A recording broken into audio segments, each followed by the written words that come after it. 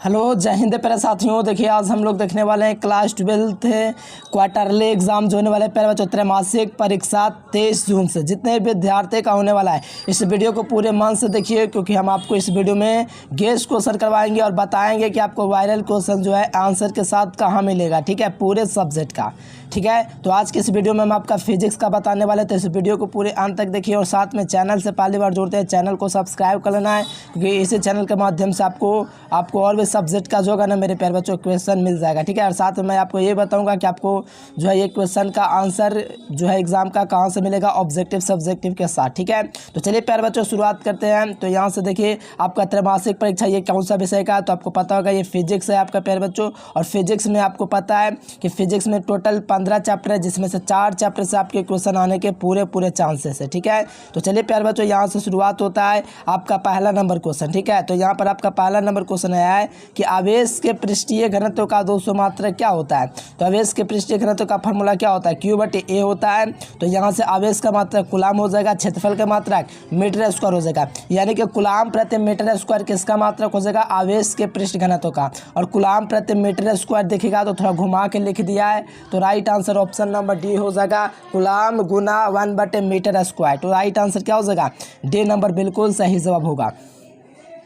अगला क्वेश्चन देखिए प्यारे बच्चों, एप्सिलॉन नॉट का मान क्या होता है। तो एप्सिलॉन नॉट का जो मान होता है आपको पता होगा 8.85 गुना 10 की घात -12 फैराडे/मीटर होता है। तो यहाँ से मिला लीजिए, ऑप्शन नंबर ए हो जाएगा। और सभी बच्चों को मैं कहना चाहता हूँ अगर आपको वायरल क्वेश्चन एग्जाम से पहले पूरा चाहिए प्यारे बच्चों तो इस नंबर पर मैसेज करके आपको व्हाट्सएप ग्रुप में जुड़ जाना है। और आपको एक काम करना है, आप लोग मैसेज में ये जरूर कमेंट कर दीजिएगा कि आपका नाम क्या है, मैट्रिक में कितना नंबर लाए थे। ठीक है, क्योंकि हमको तैयारी भी करवाना है बोर्ड एग्जाम का। ठीक है, तो ज़रूर मैसेज कर दीजिएगा इस नंबर पर। ठीक है, तो चलिए प्यारे बच्चों राइट आंसर यहाँ पर ए नंबर हो जाएगा। बहुत ही आसान क्वेश्चन आप लोग पढ़े होंगे, क्वेश्चन कूलाम के नियम से ये मान निकलता है। अगला देखिए प्यारे बच्चों 3 नंबर क्वेश्चन कि आवेश Q से r दूरी पर विद्युत तीव्रता के लिए मान क्या होता है। देखो प्यारे बच्चों r दूरी पर विद्युत तीव्रता का मान पूछता है ना, तो ये फार्मूला हो जाता है 1/4 पाई एप्सिलॉन नॉट और यहाँ पर Q/r हो जाता है। लेकिन सॉरी यहाँ पर विद्युत तीव्रता ना, तो तीव्रता के लिए r², लेकिन विद्युत विभव रहेगा ना तो बट्टा में r खाली होगा। ठीक है, Q/r ही होगा, तो विद्युत तीव्रता इसीलिए Q/r² हो जाएगा, जो कि बी नंबर ऑप्शन में आप लोग देख सकते हो। आप लोग अच्छे तरीके से देख पाएंगे प्यारे बच्चों। यहाँ से ये बराबर 1/4 pi epsilon naught Q/r², right answer B number. ठीक है, अच्छे तरीके से याद करते चलेंगे। 4 नंबर क्वेश्चन है प्यारे बच्चों, किसी गोलीय पृष्ठ के अंदर +Q, गोलीय पृष्ठ है इसके अंदर क्या +Q आवेश है, अगर रख दिया जाए तो संपूर्ण पृष्ठ से निकालने वाला विद्युत फ्लक्स का मान क्या होगा। ठीक है, तो संपूर्ण पृष्ठ से निकालने वाला विद्युत फ्लक्स क्या होगा। तो हम लोग को पता है परिभाषा गॉस का नियम कि किसी प्रकार के घिरे हुए बंद तल के अंदर उपस्थित आवेशों का क्या होता है, एप्सिलॉन नॉट गुना होता है, यानी कि आवेशों का 1/एप्सिलॉन नॉट गुना होता है, मतलब Q/एप्सिलॉन नॉट के बराबर हो जाता है। तो यहाँ से मिला लीजिए, ऑप्शन नंबर बी हो जाएगा। ये कूलाम का नियम आप लोग पढ़े होंगे ना, तो आपको पता होगा इसका सही जवाब बी नंबर होगा। अगला क्वेश्चन देखिए, वैद्युत ध्रुव के निरक्षीय स्थिति में विद्युत विभव का मान हमेशा 0 होता है। ये काट छट के आपका 0 आ जाता है, ये हमेशा याद रखेगा, ये क्वेश्चन ज़्यादा चांस की रहेगा। ठीक है, तो 0 यहाँ पर शून्य आंसर हो जाएगा, डी नंबर ऑप्शन। अगला देख लीजिए प्यारे बच्चों, कहा जा रहा है 6 नंबर क्वेश्चन कि आवेशित संधारित्र पर संग्राहक पट्टिका और संगणक पट्टिका के आवेशों का योग कितना होता है। तो इसके आवेशों का जो योग होता है प्यारे बच्चों 0 होता है। आवेशित संधारित्र पर संगणक पट्टिका और संग्राहक पट्टिका के आवेशों का योग क्या होता है, 0। और चैनल को सब्सक्राइब कर लीजिए और इस नंबर पर आप लोग क्या कीजिएगा, मैसेज कर दीजिएगा, मैं आपको पूरा नोट्स आपको दे दूंगा प्यारे बच्चों, जो भी एग्जाम से पहले होता है वो सारा चीज़। ठीक है, लेकिन आपको मेहनत करना पड़ेगा, बोर्ड एग्जाम में आपको इस सम के चक्कर में नहीं रहना। ठीक है, चलिए यहाँ पर आप लोग अगला देखिए, आवेश का बीमा क्या होता है। तो आवेश का बीमा AT होता है या तो IT होता है, सबको पता है। ठीक है, ये तो काफ़ी ज़्यादा आसान है, 11th क्लास से पढ़ते आ रहे हैं आप लोग। चलिए अगला क्वेश्चन देख लीजिए, यहाँ पर कहा जा रहा है कि निम्नलिखित में से कौन सी राशि का मात्रक वोल्ट/मीटर होता है। देखिए कौन राशि का मात्रक वोल्ट/मीटर होता है। तो यहाँ पर आपको पता होगा कि विद्युत क्षेत्र का मात्रक वोल्ट/मीटर होता है और न्यूटन/कूलाम भी होता है। ये 2 मात्रक होता है, वोल्ट/मीटर और न्यूटन/कूलाम। किसका, तो विद्युत क्षेत्र का। देखो विद्युत फ्लक्स का मात्रक वोल्ट × मीटर होता है, इसलिए ये नहीं होगा।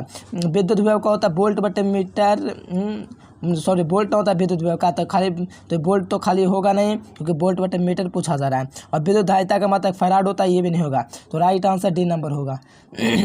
अगला देख लीजिए, अपेक्षिक परावैद्युता का दोस्तों मात्रक क्या होता है। देखिए अपेक्षिक परावैद्युता का जो मात्रक होता है प्यारे बच्चों क्या होता है, तो कूलाम स्क्वायर बटे न्यूटन मीटर स्क्वायर, ये आप लोग कई बार पढ़े हैं। ठीक है प्यारे स्टूडेंट, तो कूलाम स्क्वायर प्रति न्यूटन मीटर स्क्वायर कहाँ पर दिएगा। अच्छा, अपेक्षिक परावैद्युता का तो कोई मात्रक ना होता है। अपेक्षिक परावैद्युता का फॉर्मूला ये बटे एप्सिलॉन नॉट होता है। ठीक है, तो यहाँ पर इसका ये भी कांस्टेंट है, ये आपका ई आर बराबर फार्मूला होता है, ये ना होता है। तो ई का नहीं मात्रक होता, नहीं एप्सिलॉन नॉट का मात्रक होता है। तो ये तो एक अचर राशि है जिसका कोई मात्रक नहीं होता है। अगर बात किया जाए सिर्फ परावैद्युता रहता ना तो इसका मात्रक हो जाता है कूलाम स्क्वायर बटे न्यूटन मीटर स्क्वायर। तो कोई ऑप्शन नहीं होगा। ठीक है, राइट आंसर यहाँ पर क्या हो जाएगा, डी नंबर होगा, याद रखिएगा। ठीक है, इनमें से कोई नहीं। अगला क्वेश्चन देखिए प्यारे बच्चों, यहाँ पर दो समान धारिता सी वाले संधारित्र को समानांतर क्रम में जब भी जोड़ने की बात आता है तो हमेशा याद रखिएगा 2C हो जाएगा। क्यों, क्योंकि समानांतर क्रम में 2C हो जाएगा। 3 संधारित्र पूछेगा तो 3C हो जाएगा, 4 संधारित्र पूछेगा तो 4C हो जाएगा। समानांतर क्रम में गुना खाली हो जाता है, बस इतना याद रखो। और श्रेणी क्रम में पूछेगा तो बट्टा में। 11 नंबर क्वेश्चन देखिए प्यारे बच्चों कि म्यू अपवर्तनांक तथा ए प्रिज्म वाले पतले प्रिज्म के न्यूनतम विचलन कोण क्या होता है। ये ऑप्टिक्स में पढ़ाए हैं, थोड़ा ऑप्टिक्स का भी क्वेश्चन आएगा, कोई दिक्कत नहीं, टाइपिंग हो जाता है। तो ये आपका होता है फार्मूला म्यू -1 इंटू ए, काफ़ी ज़्यादा महत्वपूर्ण फार्मूला है, कई बार बतलाया हूँ। -1 याद रखना, आंसर मिल जाएगा। तो यहाँ पर right answer B number. Surya Prakash का स्पेक्ट्रम कैसा होता है, वर्णक्रम कैसा होता है, तो सतत होता है, लगातार होता है, ये कई बार बताएं आपको। ऑप्शन नंबर ए हो जाएगा इसका। देखिए यहाँ पर आपको पता है कि फिजिक्स में 1 से लेकर के 4 चैप्टर तक क्वेश्चन रहता है, फिर भी आपका त्रैमासिक परीक्षा में, लेकिन फिर भी मैंने ऑप्टिक्स से भी थोड़ा क्वेश्चन सब तैयार कर लिया है।